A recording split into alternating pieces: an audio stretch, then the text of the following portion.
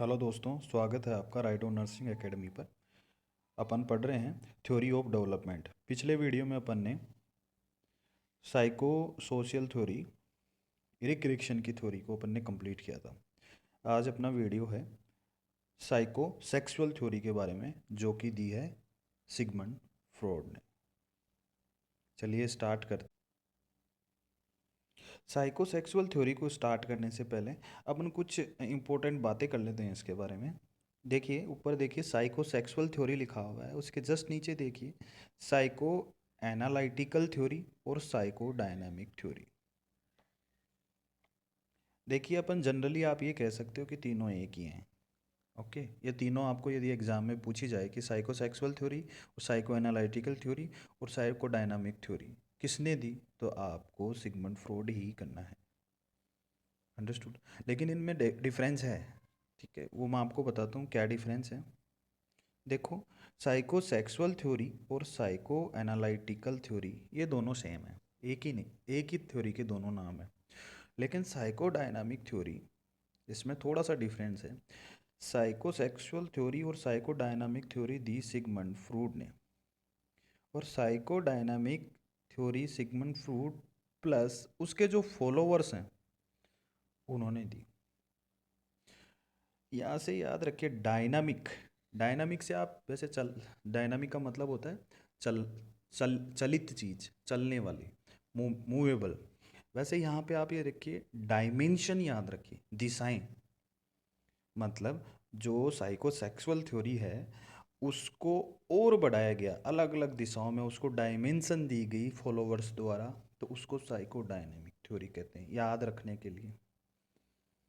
Understood. अब ये तीनों नाम देखो, सेम से नाम आएंगे अलग अलग थ्योरीज के, तो ये तीनों नाम आपको कैसे याद करने हैं। देखो, जहाँ पे भी साइको सेक्सुअल मतलब सेक्स वर्ड आए, ठीक है, वहाँ पे सिगमंड फ्रूड आएंगे ही आएंगे, 99.99%। अंडरस्टूड। और ये साइको डायनामिक और साइको एनालिटिक में, इसमें एक में मैंने डाई ले लिया और इसमें ले लिया एना। साइको डायनामिक और साइको एनालिटिक, तो ये डाइना एक वर्ड बनता है जो इधर साइड में स्टार डाल के लिख दिया है। आप ऐसे याद रखो कि ये सिगमंड फ्रूड की गर्लफ्रेंड है। वैसे है नहीं, बस अपना पर्पज है याद रखने के लिए, ठीक है। डायना। वैसे इसकी बीबी का क्या नाम है, वाइफ का नाम है इसका मार्था। ओके, वो याद रखने की ज़रूरत नहीं है, आप ये रखिए डायना याद रखिए। डायना से देखो, जहाँ पे भी सेक्स आया वो आपको सिगमंड फ्रूड करना है, साइको सेक्सुअल थ्योरी, ठीक है। साइको डायनामिक थ्योरी में डायना डाई आया, वो भी सिगमंड फ्रूड। एना डाइन साइको एनालिटिकल थ्योरी, वो भी आपका सिगमंड फ्रूड। एक चीज़ और इम्पोर्टेंट बता देता हूँ, एक थ्योरी और है साइको एनालाइसिस थ्योरी। ये यहाँ पे देखिए साइको एनालिटिकल है ये, मैं दूसरी बात कर रहा हूँ psycho analysis theory. Psycho analysis theory दी है कार्ल जंग ने, वो मैं बताऊंगा आगे कैसे है। आपको साइको एनालिटिकल थ्योरी यहाँ पे सिगमंड फ्रूड वाली याद रखनी है, ठीक है। ये तारा जो मैंने बनाया है इसका टी याद रख लेना आप, ठीक है। तारा टी से स्टार्ट होता है, तो ये टी याद है, साइको एनालाइटिक टी, उसमें एनालाइसिस आता है, तो ये याद रख लेना आप, याद रह जाएगा। सिगमंड फ्रॉइड को फादर ऑफ मॉडर्न साइकोलॉजी भी बोलते हैं, क्योंकि उन्होंने साइकोसेक्सुअल थ्योरी दी जो कि बहुत ही फेमस थ्योरी थी, इसलिए इनको फादर ऑफ मॉडर्न साइकोलॉजी कहा जाता है। फादर ऑफ साइकोलॉजी कौन है? फादर ऑफ साइकोलॉजी हैं विलियम विलहेल्म वुंट। अब आप सोचिए कि इन्होंने क्या किया कि इनको फादर ऑफ साइकोलॉजी बोला जाता है। इन्होंने क्या किया, जर्मनी के अंदर पहला इंस्टीट्यूट ऑफ एक्सपेरिमेंटल साइकोलॉजी उसको एस्टाब्लिश किया 1879 में, ठीक है। Wilhelm Wundt. आपको एक याद रखने की ट्रिक बताता हूँ। जब विलहेल्म वुंट 18 साल के थे तो किसी ने उनका साथ साथ नहीं, नो, 18 साल के थे तो किसी ने उनका साथ नहीं दिया, किसमें? ये एक्सपेरिमेंटल इंस्टीट्यूट खोलने में। उन्होंने अकेले खोला 1879 1879। विल्हेम वुंट ने 1879 में अपना institute of experimental psychology in Germany establish किया, इसीलिए इनको फादर ऑफ साइकोलॉजी बोला जाता है। फादर ऑफ चाइल्ड साइकोलॉजी कौन है? फादर ऑफ चाइल्ड साइकोलॉजी हैं जीन पियाजे। इनकी फ़ोटो देखिए, ये बहुत ही क्यूट हैं, ठीक है, बच्चे जैसे लगते हैं, इसीलिए आपको याद रखना है कि ये चाइल्ड साइकोलॉजी के फादर हैं। देखो जहाँ पे भी पियाजी आए, ठीक है, पियाजी एक हिंदी का वर्ड है, इसको पियाजे आपको उसको डिनोट करना है, पियाजी, ठीक है। एक लाइन है, चोखा इंटेलिजेंट पियाजी। चोखा एक मारवाड़ी वर्ड है, इंटेलिजेंट पियाजी, चोखा इंटेलिजेंट पियाजी। इंटेलिजेंट से आपको रहेगा कि इन्होंने इंटेलेक्चुअल थ्योरी दी, पियाजी मतलब पियाजे, ठीक है। चोखा से आप दो चीज़ याद रखते हो, चोखा मतलब चौथा, मतलब इन्होंने जो इंटेलेक्चुअल जो थ्योरी दी उसमें 4 ही स्टेज थी।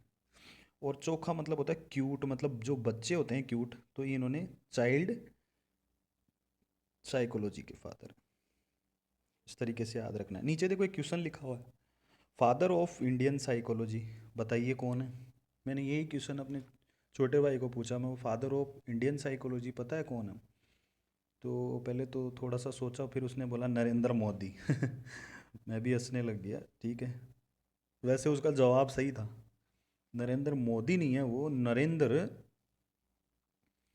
नाथ सेन गुप्ता हैं, ठीक है, बहुत बड़ा नाम है, नरेंद्र नाथ सेन गुप्ता। देखो नरेंद्र लिख के मैंने नरसिंह लिख दिया है, Narendra Nath Sen Gupta, understood, the father of Indian psychology. अब अपन बात करते हैं साइको सेक्सुअल थ्योरी, ठीक है। देखो सिगमंड फ्रॉइड ने सेक्सुअल वर्ड के ऊपर बहुत ज़्यादा जोर दिया है, तो इसीलिए मैं इसी वर्ड से आपको ये याद कराने की कोशिश करूँगा। ऊपर देखो मैंने पूरे साइको सेक्सुअल में सेक्स को ही रेड कलर से डिनोट किया है। इस सेक्स में 3 वर्ड हैं, तो 3 एरो डाल के मैंने 3 अलग अलग चीज़ें बताई है आपको, अंडरस्टूड। साइको सेक्सुअल मैंने बोला आपको, जहाँ सेक्स वर्ड आए वहाँ सिगमंड फ्रॉइड आ जाएगा, ठीक है। और सिगमंड फ्रूड का नाम भी एस से ही स्टार्ट होता है, एस कैसा सा दिखता है? 5 जैसा दिखता है, तो इसमें 5 स्टेजेज हैं, अंडरस्टूड, नाम सही हो गया। अब अपन पहले एस की बात करते हैं कि एस से क्या बनता है, स्ट्रक्चर ऑफ माइंड। इन्होंने माइंड को बताया कि माइंड 3 चीज़ों से मिलके बना होता है, अनकॉन्शियस, प्री कॉन्शियस और कॉन्शियस, इन तीनों चीज़ों से मिलके माइंड बना होता है, structure of mind.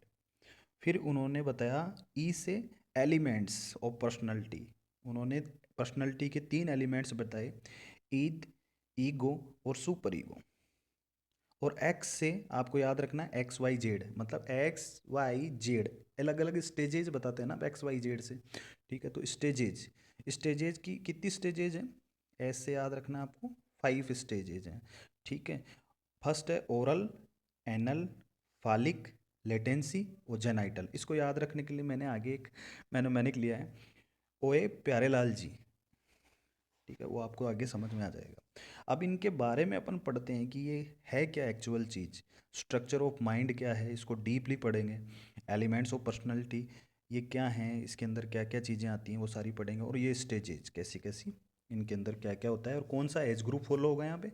Age group वो ट्रिकी क्लॉक वाला ही फॉलो होगा, मैंने बताया था साइको सेक्सुअल और साइको सोशल में सेम एज ग्रुप फॉलो होगा, कोग्निटिव या इंटेलेक्चुअल थ्योरी और मोरल थ्योरी के अंदर same as.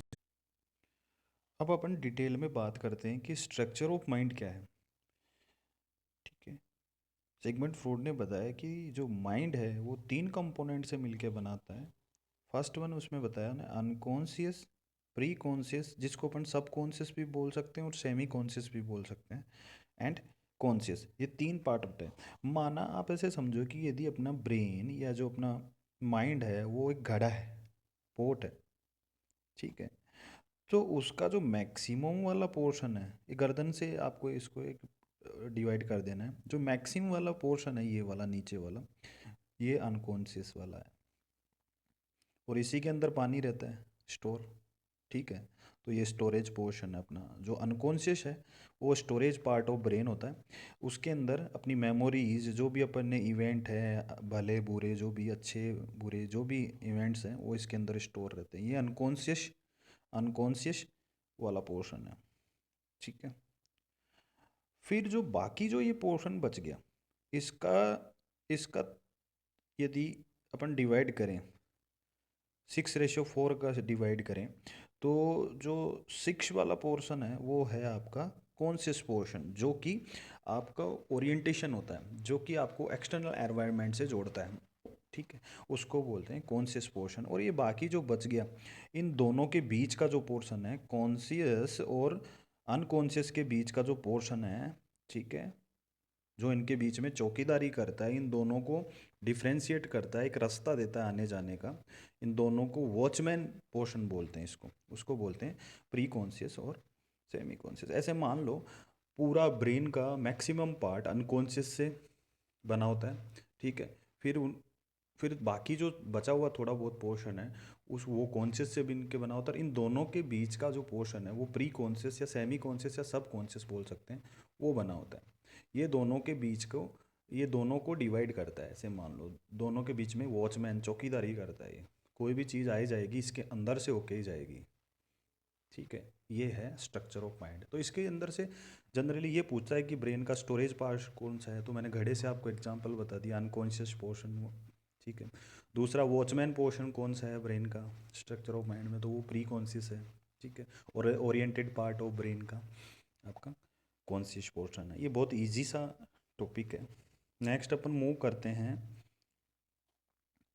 Element of personality. ये थोड़ा सा टिपिकल है, एक बार दिमाग में आप अच्छे से बैठा लीजिए, जो मैं बता रहा हूँ उसको मेरे साथ साथ चलिए, और उसको मैंने एक मैनोमोनिक एक डायग्राम में एक एग्जाम्पल में इस तरीके से फिट किया है कि आप कभी नहीं भूलोगे। बस आप एक बार इनको समझ लीजिए और फिर उनको मैं एक एग्जाम्पल के थ्रू आपको समझाऊंगा, तो आपके ये लॉन्ग टाइम तक आपको याद रहेगा।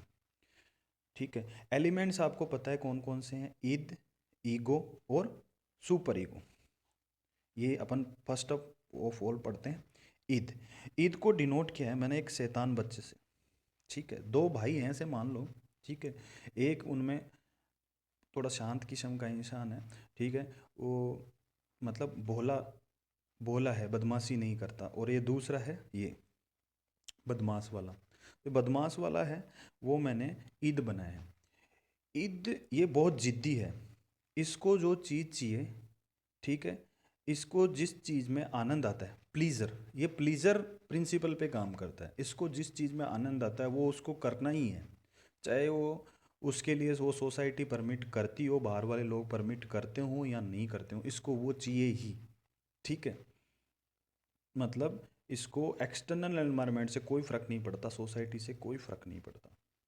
तो यहाँ से देखिए फर्स्ट लाइन क्या लिखी हुई है कि ईद क्या होता है, प्लीजर प्रिंसिपल पे काम करता है। मतलब इनको आनंद, प्लीजर का मतलब आनंद आना ही चाहिए, जैसे कहीं से या हो जाए। ठीक है, और ये इरेशनल पार्ट है। देखो आनंद आना चाहिए, उसका मतलब वो कैसे आता है कैसे नहीं आता, एक्सटर्नल एनवायरनमेंट उसको अलाउ करता है नहीं अलाउ करता, उनसे कोई मतलब नहीं, आना चाहिए, मतलब इरेशनल है। ठीक है, नेक्स्ट नेक्स्ट लाइन पढ़िए, रूल बाय ड्राइव्स। ठीक है, कौन कौन सी ड्राइव्स है जो इसको रूल करती है। देखो सिगमंड फ्रूड ने बताया कि जो किसी भी इंसान के अंदर जो एनर्जी है, वो जो कुछ भी करता है उसका जो बेसिकली जो एनर्जी आती है वो सेक्सुअल एनर्जी है। हर आदमी उसको कन्वर्ट करके यूज़ करता है, उन्होंने ये बोला। ठीक है, जो सेक्सुअल एनर्जी है उसको वो आगे उसको कन्वर्ट करके किसी भी चीज़ में वो इसको यूज कर सकता है।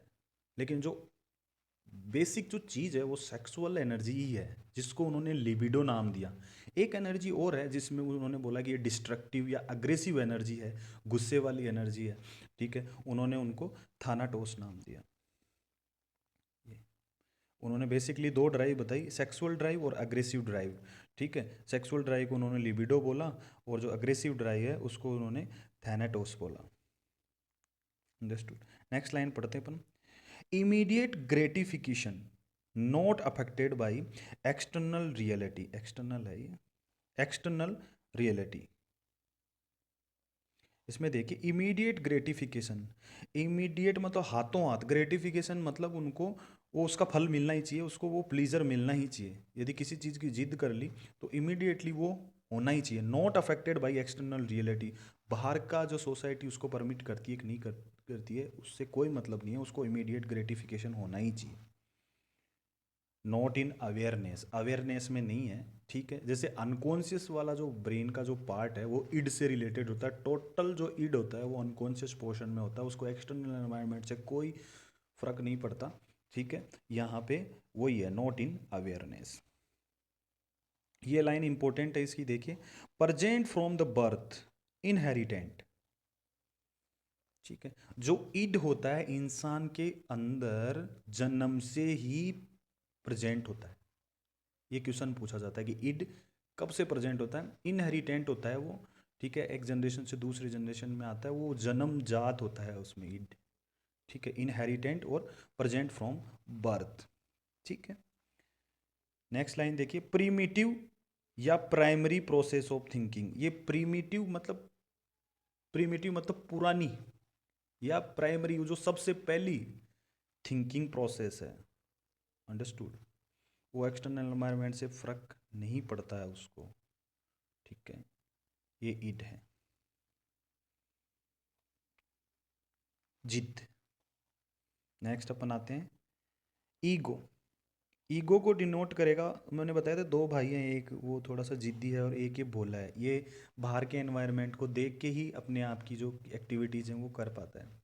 ठीक है, तो इसमें पढ़िए लाइन, रियलिटी प्रिंसिपल पे काम करता है ये। बाहर क्या हो रहा है, यदि ये सोसाइटी के अंदर ये कोई काम करना चाहता है तो वो सोसाइटी यदि उसको अप्रूव करती है या उस सोसाइटी उसके बारे में कुछ नहीं बोलेगी तो वो ही करेगा। यदि जो अनअप्रूव्ड चीज़ें हैं वो उनको नहीं करता है। और ये ब्रेन का काम करता है, रेशनल पार्ट है। तो प्राइमरी थिंकिंग थी, ठीक है, जो पुरानी थिंकिंग थी वो रेशनल से कोई मतलब नहीं था, एक्सटर्नल से कोई मतलब नहीं था। लेकिन जो ये सेकेंडरी प्रोसेस ऑफ थिंकिंग है, ये प्राइमरी जो भी अपने अंदर आई उसको अप्लाई करते हैं सोसाइटी पे कि ये सोसाइटी इसको अप्रूव करेगी तो वो करते हैं, नहीं करती तो उसको नहीं करते हैं। तो ये सेकेंडरी प्रोसेस ऑफ थिंकिंग है। ये लाइन देखो, expression of id adapted in society. ठीक है, मतलब इड मतलब कोई भी किसी भी काम की जिद आई, इड आया कि ये करना है, उससे अपन को प्लीजर मिलेगा, ये प्राइमरी थिंकिंग है। अब इसको ईगो क्या करेगा, उसको सोचेगा कि ये चीज़ करने लायक है सोसाइटी के अंदर या नहीं करने लायक। यदि सोसाइटी उसको अप्रूव करती है तो वो कर देती हैं। तो expression of id adapted in society, ये ऑलमोस्ट इन अवेयरनेस है। अवेयरनेस है तभी तो एक्सटर्नल एनवायरनमेंट से उसको रिलेट करके फिर किया जाता है, इसलिए ये अवेयरनेस में है। नेक्स्ट है mediating between id and superego and external world. देखो, जो इड जो सोचता है, ठीक है, और एक्सटर्नल एनवायरनमेंट में अडेप्टिव है या नहीं है, और सुपर ईगो क्या होता है, मोरल प्रिंसिपल्स कि ये चीज़ें सही होती है, जो रूल्स बने होते हैं उन सब चीज़ों के अंदर ये मीडिएटर है। ईगो सबकी सुनता है। कई मूवी में देखा होगा, एक इंसान है, उसके एक कंधे पे शैतान बैठा होता है और एक कंधे के ऊपर एक परी बैठा रहता है, एंजल बैठा रहता है। दोनों में डिस्कस, कभी वो इसकी सुनता है कभी उसकी सुनता है, और फिर लास्ट में वो फैसला लेता है। वो फैसला लेता है ना, वो ही ईगो है। और जो वो शैतान है वो है इड, और जो परी उधर से जो एंजल दिखाई जाती है वो है आपका सुपर ईगो। ये present after 1 to 2 year of age. ठीक है, देखो ईड क्या होता है, जन्मजात आता है। ईगो 1 या 2 साल के अंदर डेवलप होना स्टार्ट होता है। ठीक है, प्रजेंट होना स्टार्ट हो जाता है। ये आप सबको सारी चीज़ें याद हो जाएगी, आप बस ये लाइन जैसे मैं समझा रहा हूँ उस तरीके से समझते रहिए। एग्जाम्पल में सब कुछ फिट कर दिया है मैंने। सुपर ईगो इसमें ये है एक पंडित जी, छोटे महात्मा। ठीक है। ये इस एग्ज़ाम में जो मैं आगे एग्जाम्पल बताऊंगा वो उसमें वॉचमैन है ना, उसके बेटे हैं ये, छोटा। ठीक है। इसमें देखो ये किस सिद्धांत पे काम करते हैं, मोरलिटी और परफेक्शन प्रिंसिपल पे काम करते हैं, मोरल पार्ट पे काम करते हैं। ठीक है। ये पार्शियली इन अवेयरनेस। ठीक है। ईद क्या था, पूरा अनकॉन्शियस में था। ठीक है। ईगो क्या था, वो आपका ऑलमोस्ट इन कॉन्शियसनेस था। और ये आपका सुपर ईगो, ये पार्शियली इन अवेयरनेस है। ठीक है, अवेयरनेस में है लेकिन थोड़ा सा है। ठीक है। ये देखिए, वो जन्मजात था इट, ईगो 2 या 3 साल में, 1 या 2 साल के बाद में प्रेजेंट होता है। और ये build up after breaking the oedipal complex. Oedipal complex क्या है, आगे आएगा स्टेज में। वो जब ब्रेक होता है उसके बाद में ये बनना स्टार्ट होता है सुपर ईगो। ठीक है। अब इसको अपन एग्जाम्पल के अंदर समझते हैं। ये देखो, ये डायग्राम देख लीजिए, ये सिगमंड फ्रॉड है, ये सिगमंड फ्रॉड है। ठीक है। ये इनकी गाड़ी है ऑडी। ठीक है। ये फर्स्ट फ्लोर है छोटा सा। ठीक है। ये ग्राउंड फ्लोर है अंदर ज़मीन के अंदर। ठीक है, बड़ा सारा। ठीक है। इसके अंदर ये वो जिद्दी वाला लड़का है, ये इसमें भोले वाला लड़का है। ठीक है। ये ये ग्राउंड फ्लोर और ये जो फर्स्ट फ्लोर है, ठीक है, ये जो अंडरग्राउंड है और जो फर्स्ट फ्लोर है, उसको दोनों को जोड़ने का काम करती है ये सीढ़ी, जहाँ पे एक चौकीदार खड़ा है। और ये जो महात्मा जी अंदर अंडरग्राउंड में बैठे हुए हैं, और 2 लट्टू लगे हुए हैं, क्योंकि अंडरग्राउंड के अंदर अंधेरा होता है ना, तो 2 बल्ब लगे होते हैं, इसमें एक लाल और एक येलो। देख लेना, अब ये सारी चीज़ आपको समझ में आ जाएगी क्या है। क्या होता है, 2 लड़के आते हैं, ये वाला, ये दोनों भाई हैं, ये वाला और ये वाला, ये जिद्दी है। ठीक है। और ये थोड़ा सा भोला है। ये दोनों लड़के आते हैं किनके पास, सिगमंड फ्रॉड के पास में। सिगमंड फ्रॉड के पास एक घर है जिसका अंडरग्राउंड बहुत ही बड़ा सारा है। ठीक है। और फिर उस अंडरग्राउंड से सीढ़ियाँ निकलती हैं और फिर ऊपर एक छोटा कमरा है। ठीक है, एक ऐसा घर है। और 2 लेट के ऊपर है, किराएदार है आपका कौन, सिगमंड, सॉरी, आपका मकान मालिक कौन है, सिगमंड फ्रॉड। किराएदार कौन आते हैं, ये 2 लड़के आते हैं। ठीक है। और बोलते हैं कि हमें कमरा चाहिए। तो सिगमंड फ्रूड क्या करता है, उन दोनों को असेस करता है कि कैसे हैं ये दोनों। ठीक है, ये दोनों रहने लायक तो हैं क्या सोसाइटी के अंदर। ठीक है। तो वो क्या, जो ये जिद्दी वाला लड़का है उसको देखते हैं। ठीक है। तो उसके बारे में उससे पूछते हैं, तो वो बोलता है मैं जिद्दी हूँ, मेरे को जब किसी चीज़ का प्लीज़र चाहिए, आनंद चाहिए, तो वो मैं करता ही हूँ, चाहे सोसाइटी उसको अप्रूव करे चाहे नहीं करे। तो सिगमंड फ्रूड को लगता है यार ये तो यहाँ पे सोसाइटी के अंदर मेरी नाक कटवाएगा। ठीक है, ये तो सोसाइटी के रूल्स को फॉलो ही नहीं करेगा। तो वो क्या करता है कि भाई तू तो तू ऐसा कब से है, ठीक है, ये तेरा भाई तो सही है, तू कब से है, तो वो बोला जन्म से ही मैं ऐसा हूँ। ठीक है। तो तू क्या क्या अंडरग्राउंड में रहे, ताकि तू सोसाइटी की नज़र में ही नहीं आएगा, अवेयरनेस में ही नहीं रहेगा, टोटल तू अंडरग्राउंड में ही रहना, और बाहर मत निकलने, बाहर बिल्कुल भी मत निकलना। ठीक है। और उसको अंडरग्राउंड के अंदर रहने के लिए बोलते हैं कि तू अंडरग्राउंड में रह। ठीक है। और एक चौकीदार और लगा देते हैं कि भाई सीढ़ियों में बैठा रहना, बाहर कभी भी मत आने देना इसको, और तू भी हमेशा सीढ़ियों में बैठ रहना। ठीक है, इसको बाहर आने ही मत देना। ठीक है। फिर वो दूसरा बच्चा है जो बोला, उसको पूछता है, तो वो बोलता है कि मैं जो भी काम करता हूँ सोसाइटी को देख के ही करता हूँ, एक्सटर्नल एनवायरनमेंट से अफेक्ट होके ही करता हूँ। तो वो उनको बोलते हैं कि मेरा जो ऊपर वाला जो छोटा वाला कमरा है वो आप ऊपर वाला ले लो और उसमें रहो। ठीक है।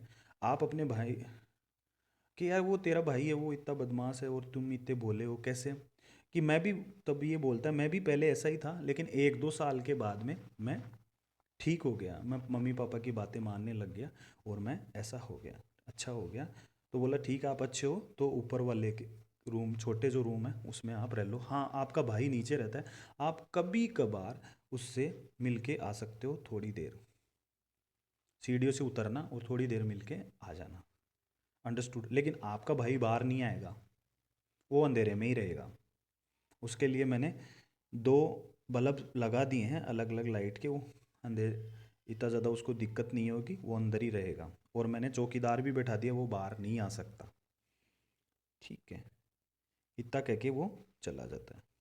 ठीक है, फिर ये जो आपका चौकीदार है वो क्या करता है, अपने बच्चा, उसका एक बच्चा होता है जो ये छोटा महात्मा दिखाया है, ये चौकीदार का बच्चा है। ठीक है, उसको पता है कि अपना बच्चा है ना, महात्मा है, वो हमेशा मोरलिटी की बातें करता है। ठीक है, हमेशा सुधारने की बातें करता है। वो, उसको पता है क्या चीज़ करनी चाहिए, क्या चीज़ नहीं करनी चाहिए, परफेक्शन प्रिंसिपल पे काम करता है। ठीक है, तो उसको क्या, अपन नीचे वाले लड़के के साथ रख देते हैं तो वो उसको सुधार देंगे। तो वो क्या करता है, अपने बेटे को लाके नीचे वाले के पास में बैठा देते हैं और उसी के साथ रखते हैं। कभी कभार ये इसका बेटा है तो कभी कभार अपने पापा से मिल के आता है और थोड़ा बहुत बाहर भी घूम लेता है, जब बोर होता है थोड़ा बहुत बाहर घूम लेता है और वापस आके बैठ जाता है। इसको बाहर जाने नहीं देते। ये थोड़ा बहुत अपने पापा से मिलता है, थोड़ा बहुत बाहर जाता है। ठीक है, और ये बाहर ही रहता है ज़्यादातर, कभी कभार इधर से होता हुआ अपने भाई को देख के वापस चला जाता है। अंडरस्टूड, ये यहाँ का कंसेप्ट है। अब एक चीज़ इसमें रह गई कि भाई चौकीदार का बेटा महात्मा कैसे बना। ये छोटा बच्चा था तब क्या सोचता था, ये चौकीदार इसका ही तो है, सिगमंड फ्रॉड का, और सिगमंड फ्रॉड के पास है गाड़ी ऑडी। तो ये चौकीदारी करते थे तो इसको भी, तो ये बच्चा क्या सोचता था, ये ऑडी अपने पापा की ही है, छोटा था। ठीक है, लेकिन जब जब उसका ये सपना टूटा कि ऑडी अपनी नहीं है, तब से उसने मोह त्याग दिया संसार से और महात्मा बन गया। यहाँ ओडी का सपना टूटना ही ओडी पाल कॉम्प्लेक्स का टूटना, याद रखना। ठीक है, तो उससे वो महात्मा बन गया। अंडरस्टूड, जब उसको पता पड़ा अपने पापा की गाड़ी नहीं है, ये तो सिगमंड सर की गाड़ी है। ठीक है, तब से उसका मोह टूट गया एक बाहरी दुनिया से और वो महात्मा बन गया। ठीक है, ओडी का मतलब उसका ओडी पाल। तो हम अब इस डायग्राम में अपना जो structure of mind and the elements of personality को फिट करते हैं, देखते हैं कौन क्या है। तो सबसे पहले देखते हैं स्ट्रक्चर ऑफ माइंड किस तरीके से अपन ने इसको सेट करते हैं। देखिए ये जो घर है इसके अंदर एक बड़ा सारा अंडरग्राउंड है, ये वाला। ठीक है, और एक इसके अंदर है ये सीढ़ियाँ, और एक ये छोटा पोर्शन है जो ऊपर एक छोटा मकान है, मैंने बताया अभी। तो ये जो बिल्डिंग का स्ट्रक्चरल मटेरियल है ये तो आपको याद करवाएगा स्ट्रक्चर ऑफ माइंड। जैसे ये अंडरग्राउंड है, ठीक है, ये बाहरी दुनिया से संपर्क में नहीं है, एक्सटर्नल एनवायरनमेंट से ये, इसका कोई लेना देना नहीं है, इसलिए ये अंदर है, इसलिए इसको अनकॉन्शियस बोलेंगे, अनकॉन्शियस माइंड। और जो और जो ये सीढ़ियाँ हैं,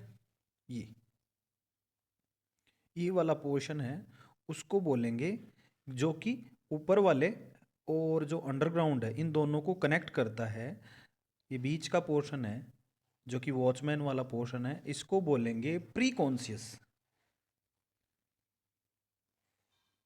और जो ये बाहर वाला जो छोटा है ये पोर्शन, ये है कॉन्शियस, जो एक्सटर्नल एनवायरनमेंट के संपर्क में है, कॉन्शियस। तो ये हो गया कॉन्शियस पार्ट, ये हो गया प्री कॉन्शियस, और ये बड़ा वाला पोर्शन हो गया आपका अनकॉन्शियस पार्ट। मैंने बताया था आपको बिगेस्ट पोर्शन होता है जो एक्सटर्नल एनवायरनमेंट के टच में नहीं होता है, वो होता है अनकॉन्शियस। फिर बाहर जो एक्सटर्नल एनवायरनमेंट के कांटेक्ट में होता है वो कॉन्शियस, जो छोटा पोर्शन है, और उन दोनों के बीच का जो पोर्शन है, कनेक्टिंग पोर्शन है, जिसको अपन वॉचमैन बोलते हैं, वो पोर्शन आपका प्री कॉन्शियस।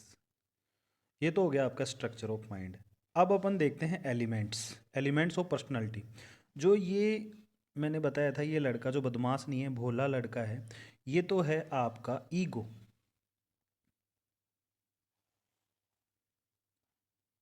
ये है आपका ईद, जो जिद्दी है। और ये जो महात्मा बने हुए हैं ये है सुपर ईगो। यहाँ पे इस ये आपके जो वॉचमैन है, इसको अपन को कुछ नहीं करना है, इसको आप लॉक कर दीजिए, इसको आपको लॉक करके रखना है, इसको कुछ भी नहीं। अब देखिए अपन ईद की बात करते हैं।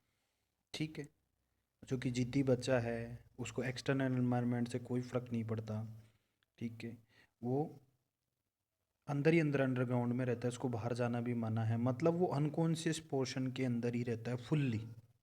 समझ में आया? और अपन अंडरग्राउंड को ही स्टोरेज बनाते हैं, ज़्यादातर गोदाम वगैरह अंडरग्राउंड में होते हैं, तो स्टोरेज पोर्शन है ये, ठीक है। उसको चलाने के लिए मैंने बताया था आपको, ईड को चलाने के लिए दो एनर्जी हैं, ठीक है। ये दो एनर्जी आपको यहाँ दो बल्ब के रूप में दिखाई देगी। जो रेड वाली है वो डिस्ट्रक्टिव एनर्जी है, एग्रेसिव एनर्जी है, जिसको अपन ने थानाटोस बोला था। और जो ये येलो वाला लाइट है वो है सेक्सुअल एनर्जी, जिसको अपन ने लिबिडो बोला था। अंडरस्टूड? ये बाहर नहीं जा सकता, अनकॉन्शियस माइंड में ही रहता है, ये अनकॉन्शियस है ना, ये टोटल इसके अंदर ही रहता है। नेक्स्ट अपन बात करते हैं ईगो की। ईगो हमेशा बाहरी पोर्शन में रहता है, मतलब किस में रहता है? कॉन्शियस में। कभी कभी वो कहाँ आता है? सीढ़ियों में भी आता है और अपने भाई के पास भी आता है। थोड़ा बहुत वो कहाँ रहता है? सेमी कॉन ये आपका प्री कॉन्शियस में और अनकॉन्शियस में। और मोस्टली वो कहाँ रहता है? बाहर ही रहता है, मतलब वो मोस्टली कॉन्शियस पोर्शन में ही रहता है। नेक्स्ट पोर्शन ये आ गया आपका सुपर ईगो। ये ज़्यादातर किस में रहता है? अनकॉन्शियस पोर्शन में ही रहता है। कभी कभार ये यहाँ आता है, कभी कभार थोड़ा बाहर भी चला जाता है। तो मैंने बोला था ये पार्शियली कॉन्शियस है। ज़्यादातर पोर्शन कहाँ रहता है इसका? अनकॉन्शियस में, और थोड़ा बहुत प्री कॉन्शियस में, और थोड़ा बहुत आपका कॉन्शियस पोर्शन में भी रहता है। अंडरस्टूड? ये इससे चीज़ याद रहेगी। आपका ईद कब से प्रेजेंट है? ये जब यहाँ टू लेट पे आए थे सिगमंड फ्रॉड के पास, तो उन्होंने बोला था कि ये जन्म से ही ऐसा है, मतलब ईद जन्म से ही रहता है। इसने क्या बोला था? मैं जन्म से तो वैसा ही था, लेकिन एक दो साल बाद में माता पिता की बात मान के ऐसा हो गया। मतलब ईगो आपका 1 से 2 साल के बाद में डेवलप होना स्टार्ट होता है। और ये मैंने आपको बताया था ओडीपाल कॉम्प्लेक्स टूटने के बाद में। तो आपको मैंने एक कहानी बताई ओडी वाली, तो ओडीपाल कॉम्प्लेक्स के बनने के बाद में ये महात्मा बना। तो यहाँ से आपको वो याद रह जाएगा कि सुपर ईगो ओडीपाल कॉम्प्लेक्स टूटने के बाद में प्रेजेंट होता है। तो यहाँ से सारा आपको structure of mind, elements of personality यहाँ से आपको क्लियर हो जाएंगे। अंडरस्टूड? एक बार दोबारा देख लेना आप वीडियो, और इस डायग्राम के अकॉर्डिंग अपना जो नॉलेज है इम्प्लीमेंट करके देख लेना, यहाँ से आप कभी नहीं भूलोगे। अब अपन नेक्स्ट चलते हैं साइको सेक्सुअल थ्योरी की स्टेजेज के ऊपर। साइको सेक्सुअल थ्योरी की स्टेजेज के ऊपर सिगमंड फ्रॉड ने दिया है, तो उसके एस से ही अपन ने बोला था 5 स्टेजेज हैं, ठीक है। फर्स्ट वन है ओरल, दूसरी है एनल, तीसरी है फालिक, चौथी है लेटेंसी, और फिफ्थ है जेनाइटल। इसको शॉर्ट फॉर्म में याद करने के लिए मैंने ये ऊपर मैनेमोनिक बना दिया है। ओ ए प्यारे लाल जी, ओ ए प्यारे लाल जी। ओ ओरल, ए एनल प्यारे से, फालिक लाल से लेटेंसी, और जी से जेनाइटल।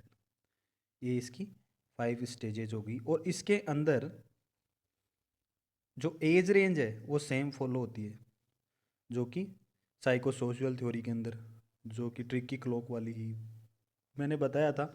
साइको सोशल और साइको सेक्सुअल की जो एज रेंज है वो सेम है, और कॉग्निटिव और मोरल थ्योरी की एज रेंज सेम रहेगी। अब एक एक स्टेज के बारे में बात करते हैं।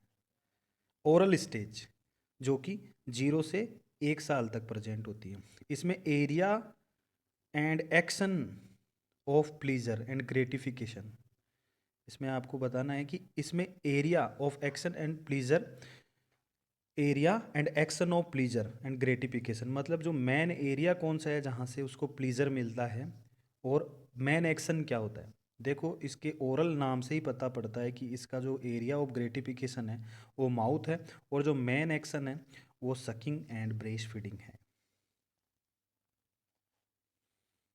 नेक्स्ट आते हैं एनल स्टेज पे। एनल स्टेज जो कि 1 to 3 ईयर होती है। इसमें एरिया और एक्शन कौन कौन से हैं? इसमें एरिया तो आपका ग्रेटिफिकेशन का नाम से ही पता पड़ रहा है। एनल स्टेज तो anus area and perianal area होता है। और मेन एक्शन इसके अंदर क्या होता है? बच्चा क्या अपना बावल एंड ब्लेडर को होल्ड करता है, और एलिमिनेशन, उसी से उसको प्लेजर मिलता है। अपने अ, अपने स्टूल को और यूरिन को होल्ड करके और एलिमिनेशन करने के प्रोसेस में उसको प्लेजर मिलता है। नेक्स्ट आता है नंबर 3, ये बहुत ही इंपॉर्टेंट है। फालिक स्टेज, ये होती है 3 to 6 ईयर ऑफ एज। इसमें एरिया और एक्शन कौन कौन से हैं? इसमें अभी फालिक आएगा आगे, फिर आएगा आपका लेटेंसी, और फिर लास्ट में आएगा जेनाइटल। इन तीनों में ही एरिया जेनाइटेलिया जेनाइटल्स होते हैं, जेनाइटेलिया होते हैं, जो एरिया ऑफ ग्रेटिफिकेशन है। इसके फालिक के अंदर जो मेन एक्शन है वो unconscious sexual attraction, unconscious sexual attraction. इसके अंदर अनकॉन्शियस सेक्सुअली अट्रैक्ट होता है। इंपॉर्टेंट पोर्शन इसके अंदर क्या है? कॉम्प्लेक्सेज। ठीक है, कौन कौन से कॉम्प्लेक्सेज हैं वो आपको मैं समझाता हूँ। ठीक है, ये आप ध्यान से सुनना, ये बहुत इंपॉर्टेंट है। फर्स्ट वन अपन बात करते हैं ओडिपस कॉम्प्लेक्स, जो अभी अपन ने बात की थी। सुपर ईगो ओडिपाल कॉम्प्लेक्स टूटने के बाद में बनता है। ठीक है, अभी देखिए ओडिपाल एक अलग चीज़ है, ओडिपस अलग है। ओडिपस कॉम्प्लेक्स, ठीक है, ओडिपस कॉम्प्लेक्स को सबसे पहले सिगमंड फ्रॉइड ने क्या बोला? फर्स्ट ऑफ ऑल उसने बोला कि ओडिपल कॉम्प्लेक्स क्या है, दो टाइप के होते हैं, पॉजिटिव और नेगेटिव। यदि बच्चा अपने अपोजिट सेक्स के प्रति आकर्षित होता है, मतलब तो वो पॉजिटिव कहलाता है, और सेम सेक्स के प्रति आकर्षित होता है तो वो आपका नेगेटिव ओडिपस कॉम्प्लेक्स है। लेकिन उन्होंने बाद में क्या किया, ओडिपस कॉम्प्लेक्स को रीडिफाइन किया और उन्होंने बोला कि सन और मदर के बीच के अंदर जो अनकॉन्शियसली सेक्सुअल अट्रैक्शन होता है उसी को ओडिपस कॉम्प्लेक्स बोलते हैं। ओडिपस एक ये राजकुमार था जिसने अपने फादर को मार दिया था अपनी, और अपनी माँ से उसने शादी कर ली थी। मतलब सन और मदर के बीच के अंदर ये कॉम्प्लेक्स है, इसको ओडिपस कॉम्प्लेक्स बोलते हैं। अंडरस्टूड? थोड़े दिनों बाद में क्या, ये एक दूसरा कॉम्प्लेक्स है Electra complex. Electra complex Sigmund Freud ने नहीं दिया, ये दिया कॉल जंग ने। कॉल जंग, जो मैंने आपको सब साइकोसेक्सुअल थ्योरी जब स्टार्ट की थी उसी के अंदर एक साइको एनालिसिस और साइको एनालिटिक थ्योरी के अंदर डिफरेंस बताया था। उसी टाइम मैंने इसी साइंटिस्ट का जिक्र किया था, कॉल जंग, उस जिसने साइको एनालिसिस थ्योरी दी थी। साइको एनालिटिक थ्योरी दी किसने? सिगमंड फ्रॉइड ने। और साइको एनालिसिस थ्योरी दी किसने? कॉल जंग ने। तो इस थ्योरी के अंदर कॉल जंग ने बोला कि जो सिगमंड फ्रॉइड ने आपको ओडिपस कॉम्प्लेक्स बताया है उसके अपोजिट एक और कॉम्प्लेक्स है जिसको हम इलेक्ट्रा कॉम्प्लेक्स बोलते हैं। इसके अंदर उन्होंने बताया था फादर, सॉरी, सन और मदर का, इन्होंने बताया डॉटर और फादर का। ओके, लेकिन इस कॉम्प्लेक्स को सिगमंड फ्रॉइड ने नकार दिया, एक्सेप्ट नहीं किया उन्होंने कि बस ये मैं नहीं मानता। ठीक है, कॉल जंग बोल रहे हैं तो वो अपनी थ्योरी में लिखें, मैं नहीं मानता। उन्होंने बस ओनली एक ही ओडिपस कॉम्प्लेक्स बताया।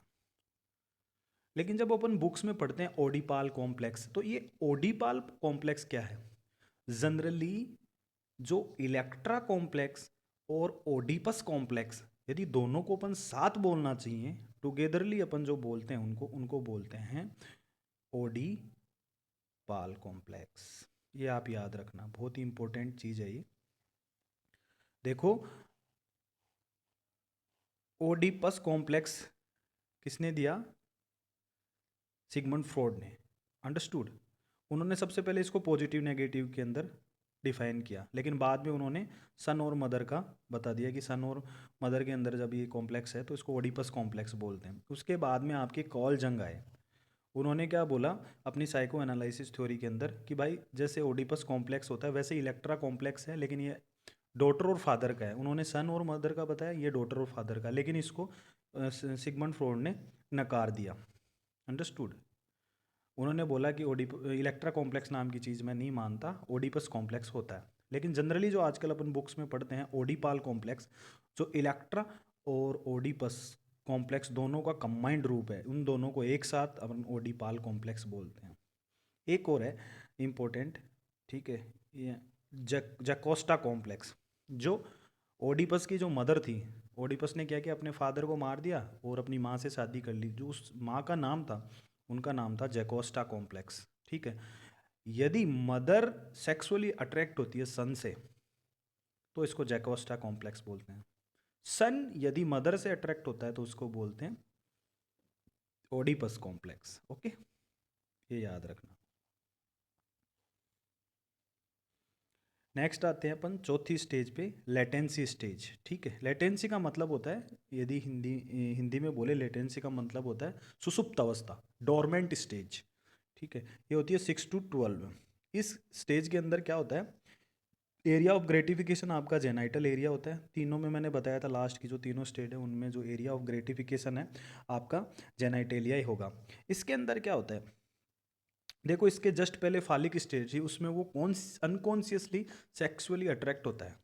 ठीक है, इसके अंदर वो क्या करता है, जो सेक्सुअल जो उसकी फीलिंग्स है वो डोरमेंट में चली जाती है, और वो क्या चाहता है, नॉन सेक्सुअल रिलेशनशिप बनाना चाहता है, अपनी गैंग फॉर्मेशन करना चाहता है।